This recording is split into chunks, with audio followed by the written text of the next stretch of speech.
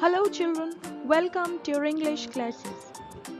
After a long interval, I bring forth a very interesting story for all of you, which is Mama and Big Business.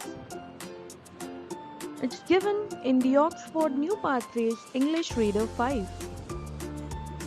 The story is from a famous American biography, Mama's Bank Account, written by Catherine Fox, who Catherine's character in the story is based on.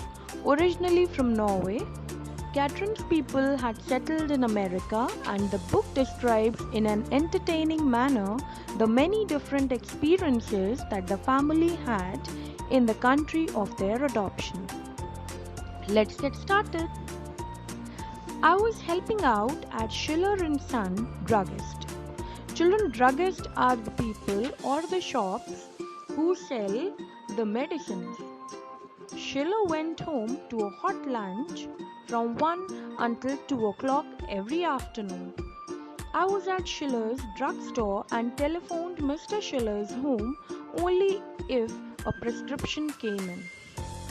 Over here, the author works for Mr. Schiller, who is a druggist, and he owns a drugstore. He went home every afternoon to have lunch. In between, if any customer came with a prescription, he immediately makes a call to Mr. Schiller. Carmelita fell into the habit of coming by to visit with me during this hour. If a customer came in, Carmelita would pretend to be buying a magazine. We worked up quite a routine. Now, author had a friend named Carmelita who used to visit her during this hour. They used to spend this hour together. And if any customer came in, Carmelita would pretend to be buying a magazine. "Look through the racks again, madam," I would say to her in a business-like tone. "Perhaps you will find one you like better." "I will be right back, madam, just as soon as I have waited on this customer." When alone again, we would resume our conversation. Leaning idly on the candy counter, Carmelita in front, I at the back. For the first week, we contented ourselves with gazing at the gorgeous display, choosing mentally the kind of candy we would buy if we had $5. Now both these girls, they were spending this hour together, and Carmelita came every afternoon from 1 o'clock to 2 o'clock. In the first week, they were mesmerized with the candies that they had in the store. And they would choose mentally, like the friends often do, that which candy would they buy if they had $5 with them. Sometimes the whole hour would be spent in this way. Always though, our imaginary purchases contained a majority of Hoffler's Centennials. They were Carmelita's favorites as well as mine. Creamy, delicately flavored, one perfect chocolate in a brown cardboard box. Other candies might be larger, we conceded, might give you more for your money. But there was something so infinitely rich and satisfying about the Centennial's expensive elegance. Now children, in this paragraph, the author tells us that they always longed for the Hoffler's Centennials because these chocolates were their favorites. She's also describing that how creamy and delicately flavored it was. It used to come in a brown cardboard box. Although they liked the other candies too, but this one was their favorite. If Carmelita or I owned a coin, we would buy one and share it. I would honestly add the coin to the cash counter. If we didn't have a coin, we would just stare at the chocolate. Now see, both the girls are very honest. If they had a coin, they used to take a candy and keep the coin inside the cash register. But not for long. One day we took two whole centennials out of the case and ate them. Through cunning ways, we found a way to deal with our concern. First, we said to ourselves, no one will miss two little old candy bars among so many, will they? Then we said, didn't I work overtime almost every day without any pay? So I deserved an extra treat. Then we said, didn't Carmelita devote her time to coming up and staying with me? Of course, Mr. Schiller was old-fashioned and probably wouldn't accept his clerk having a friendship during working hours. But what if there was a robbery? Certainly, it was far safer than the two of us were there in the store together. If a robber came in, Carmelita would run for a policeman and I could pretend I didn't know how to open the cash register. Now, over here, the author is justifying that what if some robber came into the store and it would be of great help if Carmelita was present with her in the store during that hour, because she can easily go and call the policeman while she could pretend that she doesn't know how to open the cash register. We comfortably decided that Carmelita was an insurance for Schiller's drugstore, and it was only right that she and I should be paid one, maybe two, Hofler Senentials daily. Now she has justified that they can eat one or two because her friend Carmelita was a kind of insurance to the drugstore and she can save the drugstore whenever any robber came in. However, there was a problem. Where to put the empty boxes? We couldn't put the empty boxes into the waste paper basket because Mrs. Schiller had a peculiar habit of inspecting that at every opportunity.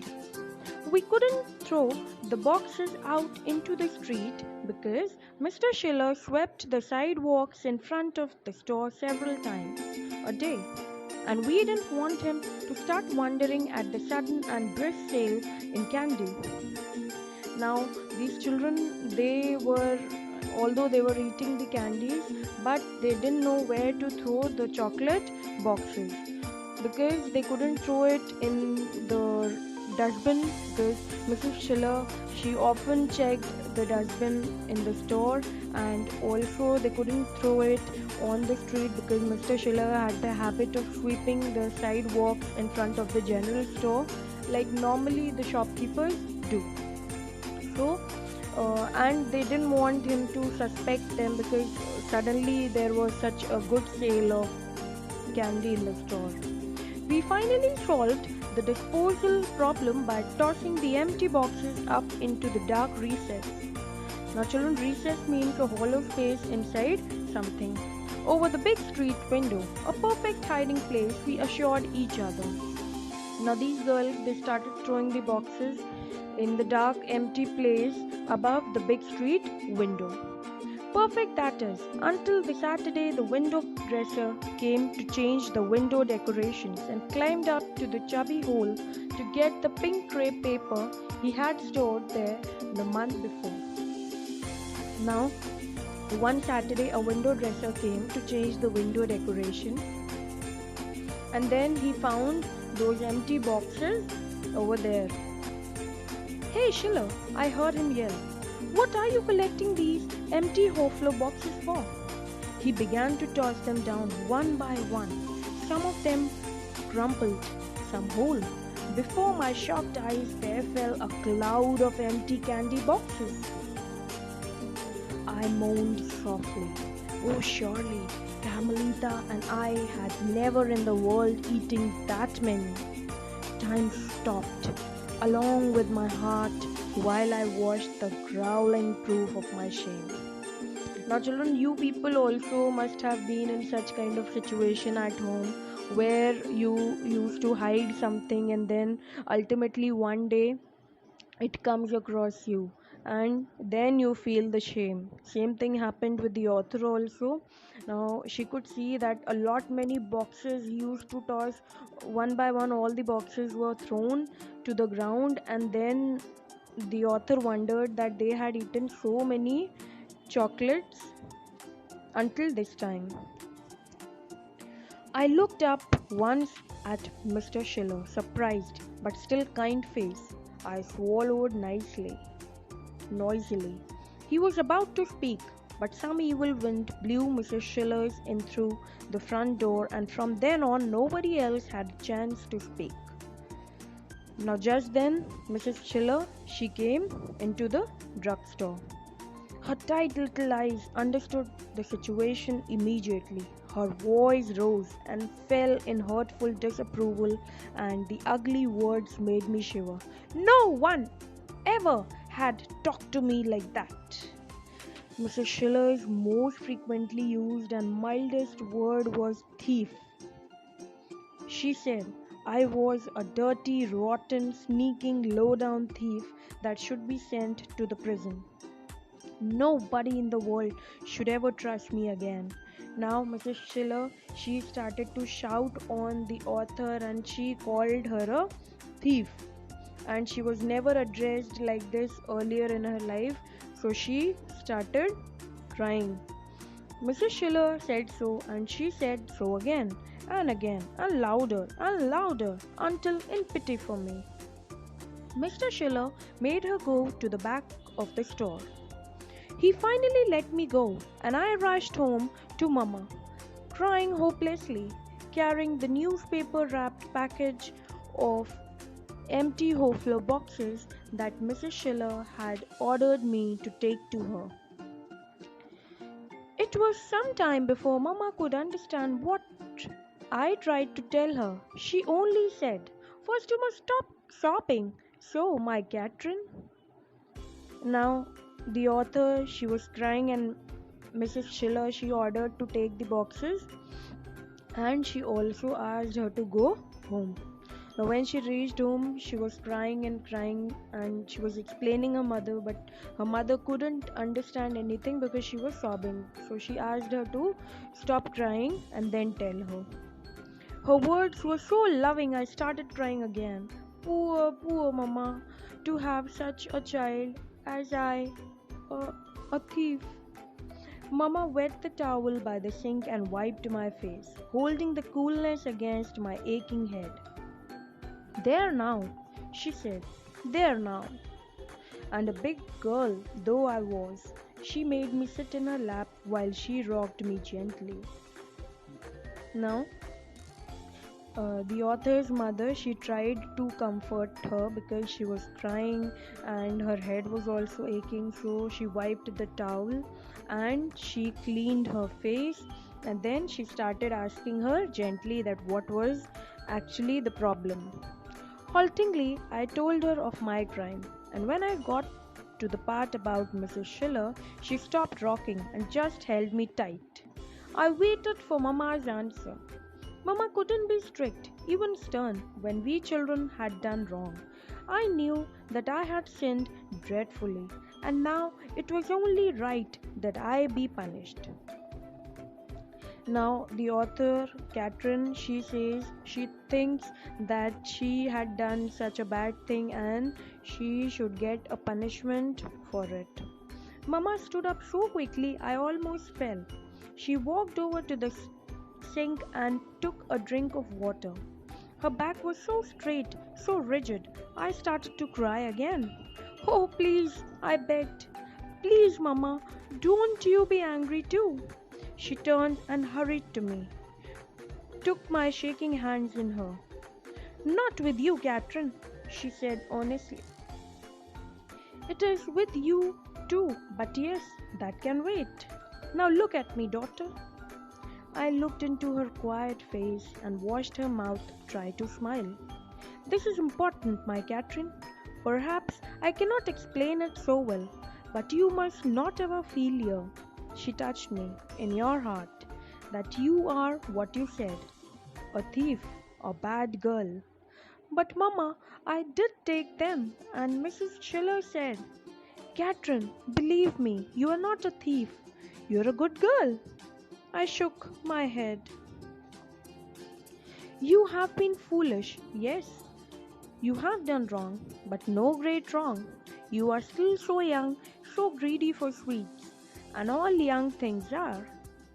Mama, you just don't understand, but I do. That is why. And Mama laugh rang out, suddenly, richly. I stared at her. Mama, you laughed. As you must laugh, daughter. I lowered my head. But Mama, I'm so ashamed. It's good to be ashamed, Mama said briskly. That makes you sure that will not do such a thing again. But cannot you see, Catherine, that with the shame and the sorrow there must be also the saving laughter? I think so. Now, children over here, see how the mother of Catherine, the mother of the author, she tried to comforted her. She's saying that never in your life should you be thinking that you are a thief. No, you are not a thief. You are a good girl. Just because one act of such dishonesty, nobody can call you a thief. You should be punished for what you did, but you shouldn't be considering yourself as a thief. Listen, daughter, let me tell you why I laughed. When your father and I were to marry, he lived with Aunt Jenny. Once she made a fancy cake and piled it high with rich white frosting. I was young and I had never had enough sweets. Mama's eye grew wet as she remembered. I kept tasting the frosting, sneaking into Jenny's pantry for just one more bite and one more bite until, oh Catherine, until I'd eaten every speck of frosting on that cake. Both Mama and I burst into laughing. Now over here, the mother, she is telling a story that she did when she was young and she was about to get married. Aunt Jenny had prepared a cake with a huge pile of frosting on it, and she kept tasting it until the frosting was finished. And then both mother and daughter, they started laughing. I leaned against Mama, relaxed and comforted. Mama touched my cheek. So smile now. This thing you have done is not the end of the world. Let your heart not call you a thief. I nodded. But wasn't I? You were foolish, Mama said. And you were very naughty. And you must pay for the candy you ate. But you are not bad. No, Mama, I am not bad. Good.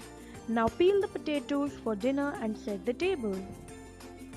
I, Mama's soft voice hardened. I have a call to make. And as she marched out the door, she wasn't smiling anymore. By Catherine Fox. Now she told Catherine that you must pay for all the candies that you ate and peel the potatoes for the dinner, and I have a call to make. She went out of the door and probably she was about to call Mrs. Schiller.